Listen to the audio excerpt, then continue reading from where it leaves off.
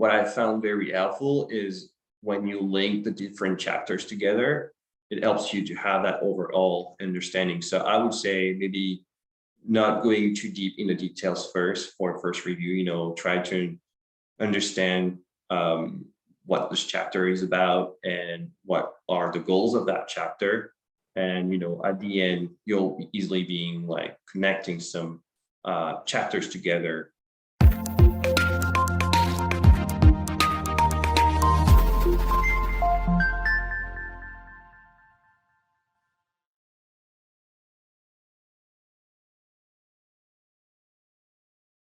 Hi, Joris. Hey, what's him? It's good to have you back on my YouTube channel. We did your FE electrical success story, I don't know, like a year ago, more than a year ago. And now you're back with having cleared your PE Power exam in the first attempt. So congratulations. Thank you. Yeah, it's always a good news to see you because that means something good happened. That's true. So Joris, how long did it take you to prepare for your PE Power exam? For the PE exam, I would say I had a quick break during my studies, but overall, I would say I had about 5 months of study. Okay, so you passed your FE. When did you pass? 2021? I passed that one. The FE, I passed it in August 2020, I think. Okay, it was 2020, so it's been a while, yeah. And then I did a break of study because I got a new job and everything, so I was focusing a little bit on that. And then I took the PE exam in October 2021. Okay, and 5 months of studying, so you basically got back into your studies sometime in January, right? Yeah. Right. So after passing the FE exam, you use, we have that interview that we did for FE, so I'm not gonna go through the whole thing all over again. I'll just include a link for the viewers who are interested in knowing how Joris prepared for his FE exam. But yeah, so let's move on to the PE. When did you enroll in my course, Joris? You remember, in January or February? Yeah, something like that. Yeah, I started to taking your courses around January, February, something like this. And what was your study approach? What was it, first of all, like what was the difference between FE exam and the PE Power exam? I would say my approach was pretty much the same. I kind of wanted to follow the same order as you had on your website. So I was going through the class one by one, doing, the exams at the end of each course, like, the questions, the quizzes you had at the end of each course. And I wanted to do the whole thing. And then I started to do more like exam preparation or use your books for with all those problems. Yeah. So right. I started with the course and then I started to do more. And how many hours you remember you were putting in on a weekly basis? I was putting about 2 hours a day. 2 hours a day, so about 15 sometimes hours. More. Yeah, so sometimes more. So, and you sustained that for 5 months? I did. Okay. Which topics within the PE Power exam you felt that you would have challenge with, or you knew that they were your weaknesses? Was it the code? Was it fault analysis? Was it symmetrical components, motors, generators? Maybe power devices. Okay, yeah. Electronics. Power electronics, yeah. That is difficult, and especially they can ask questions in weird ways, right? Like you do a slight modification to a circuit, and all of a sudden its functionality just changes, right? Whereas with a transformer, you know that you're working with a particular equivalent circuit, and with motors, exactly, And I would say symmetrical components was also a bit a challenge, but I was okay because I could link that one quickly with other topics like faults and stuff. Exactly. So, I had that target or, of I could link like those different topics together. So that helped me out to understand a little better of what we were trying to do because, Right. So what about code? NEC, NESC, NFPA 70, how did you prepare for them? Primarily through the course, or you did go about reading the code, or what was your approach? Because it's sort of a, what did you rely upon?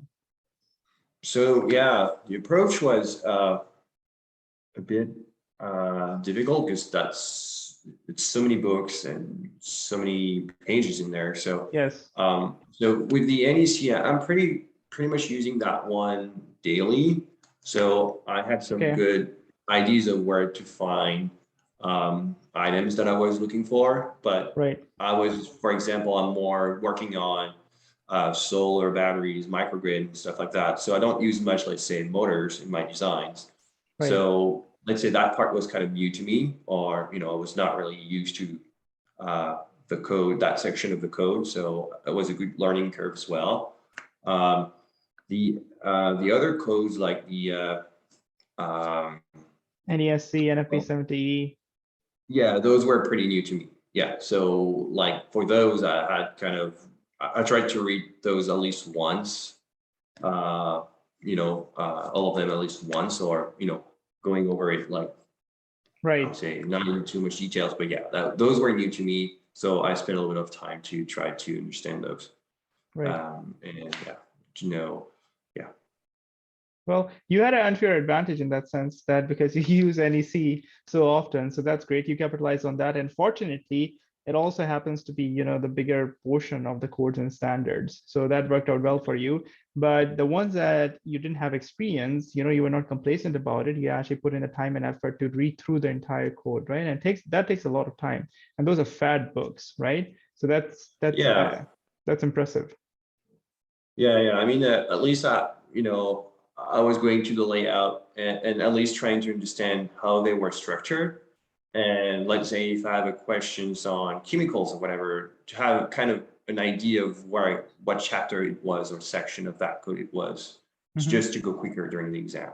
Have that kind of sense of where to find maybe my answer in that code. That's good. And in terms of your time management, Joris, I think you would have come out of the exam feeling more comfortable with respect to time, right? Because FE exam is a race against time.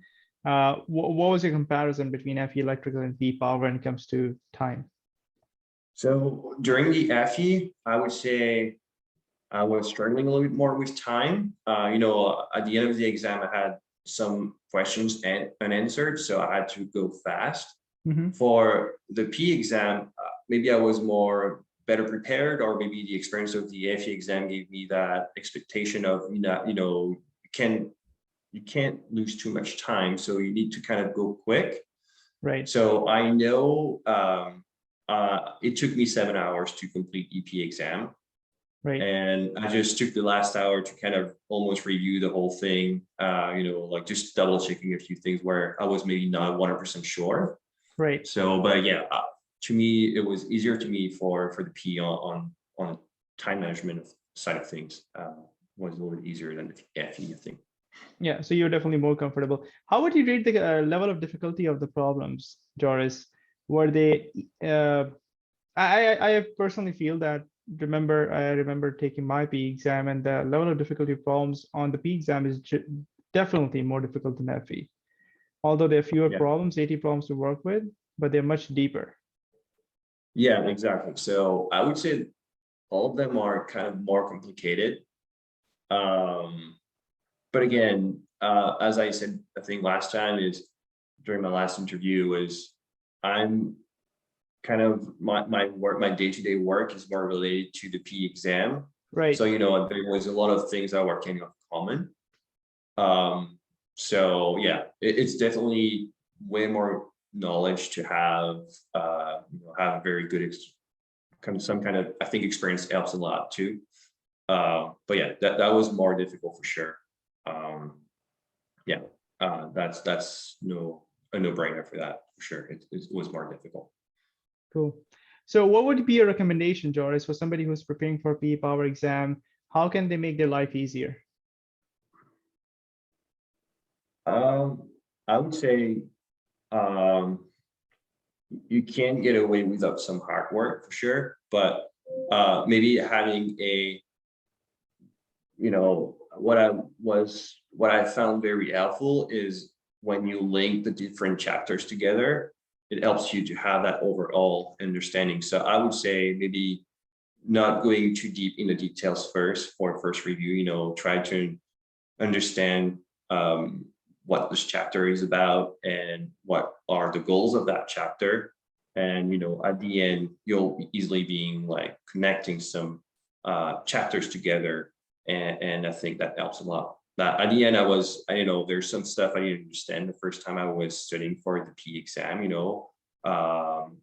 during my first round of study, I was like, okay, there's some items I'm not quite sure.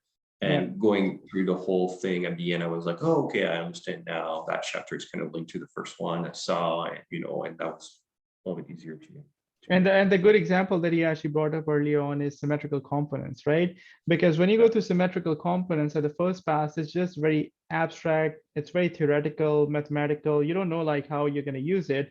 But then within the course, I actually emphasize that, okay, guys, wait until fault analysis. Then you hit fault analysis. And then you see that, okay, when the system is unbalanced, now you have to use symmetrical components, and the whole thing about positive, negative, and zero sequence, all of a sudden starts making sense. And in fault analysis, in order to sort of give you deeper insight into how those equations and the diagrams come about, I actually do the derivations from scratch. How do you find those derivations in the course? Did they help you, or did they bore you, or did you zone out, or you found that they assisted you in understanding the concept better? No, it helped me a lot. That's for sure. I mean, now you have softwares too, so you don't always do those math. So, the behind the scene, you don't always see that. And so those are like complex calculations for sure. But like, it helped me a lot to, do that whole process of calculations. That was very helpful. Actually, at the end, I was like kind of almost liking this part of the study, very mathematical. Yeah, so it's one of those things that it has to sort of click before you start appreciating it, right? And that's why students who show patience and just don't directly go to the equation and try and memorize the equation, they start learning it. I did an interview with a mechanical engineering student, and the video will be on YouTube soon. And he had little to no background in power systems, and he actually went through those fault analysis derivations for single line to ground, double line to ground, and symmetrical and unsymmetrical.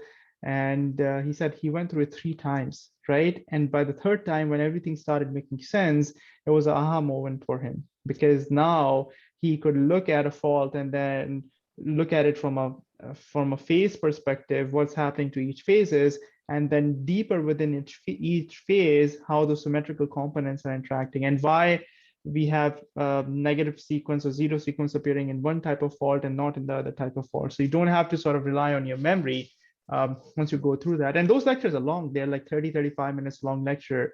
And for some of those lectures, it actually took me multiple weeks to develop those lectures, because it's just very theoretical. But I'm glad that you found that helpful. Any other advice in terms of keeping yourself on track with your preparation? Any daily routine that helped you that could potentially help other students as well? Maybe 2 things. The first one, never give up. That's, because sometimes it's so overwhelming. You just want to break, or I just want to quit. No, you'll make it if you work hard. The other thing that was very helpful is, when I was starting to study for my P exam, I didn't set up a date at the end for the exam. So, you keep pushing it out at some point, and maybe that's why it took me 5 months. But I remember kind of halfway of my studies, I was like, no, now I need to set a date for the exam. And at the time I set up that date, I don't know, it put a little bit more pressure on me, but at the same time, it helped me to complete the course faster, to stay a little bit more harder, and having that target, and just making sure you're prepared for the exam. That's the other thing I did in terms of time management. I think that's a great advice, because once you have a target in front of you, you are much more focused, and you can actually work with some hard deadlines, right? And in project management, one of the things that PMs are always sticklers about is that, tell me what's the deadline, tell me what's the estimated completion timeline, tell me when it's going to get done. And then they ask that because they can now hold you to that date, and measure the progress, right? So I think there's a reason behind that. So again, many congratulations to you, Joris. A lot of hard work went into it. And by the way, 5 months is a lot of the guys and girls who are preparing for the PE Power exam. They will take it with both hands. 5 months is actually a pretty impressive timeline to get this done. I've had students who've done it in 2 months, 3 months, 4 months, but on average, it takes 5 to 6 months of preparation. So you did pretty well there. So yeah, congratulations. I wish you a lot of success with your future career endeavors. Thank you very much. Yeah, I mean, it's a little bit of thanks to you and your courses. That was very helpful. It helped me to, get organized as well. So thank you very much, Vincent.